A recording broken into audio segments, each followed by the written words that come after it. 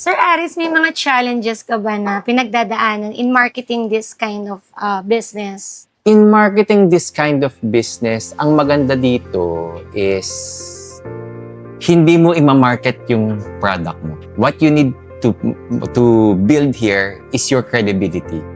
Because people who buy luxury products or yung mga high-end products, pare-parehas naman yan kung kanino sila bumili.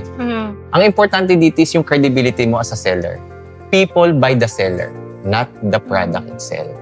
So, doon papasok yung customer service? Yes, dun papasok yung customer service, kung gaano ka katotoo, Legitimacy. yung legitimacy mo, yung kung paano mo i-deal. Kasi minsan may mga buyer na sobrang kulit talaga. As in talagang itatanong nila bawat detalye. Pero it's their right. Unang-una, ang mahal ng binibili nila. Huwag mong silang pigilan na maging makulit because it's their right. Buti sana kunyari, tigpa 500 or 100 pesos lang yung binibili nila. Pero binibili nila, it's like 6 figures, 7 figures na item. So, they have all the rights. So, you really need to guide them through the process para magkaroon din sila ng peace of mind na kung bakit sila sa'yo bibili. Kasi kung bibili niya to dito sa seller na to and dito sa seller na to, isa lang din naman yan. Ang importante lang doon is you need to have that credibility as a seller. Oo. Pag hindi mo kasi alam yung product mo, nawawala talaga din yung trust and confidence na bumili sa'yo. Yes. Dapat sabihin mo sa kanila kung gaano to ka-rare, kung bakit to maganda as an investment.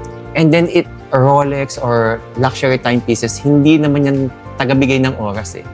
It's like you are representing yourself and having that self-respect. And then din, nakita ko na may market talaga ang mga luxury items. So, ibig sabihin maraming mayaman sa Pilipinas. Madami mayaman actually, limiting belief lang yan naman ang mayaman sa Pilipinas eh. Pero actually, if you will shift your mind or if you will shift yung mindset mo, nandyan lang sila.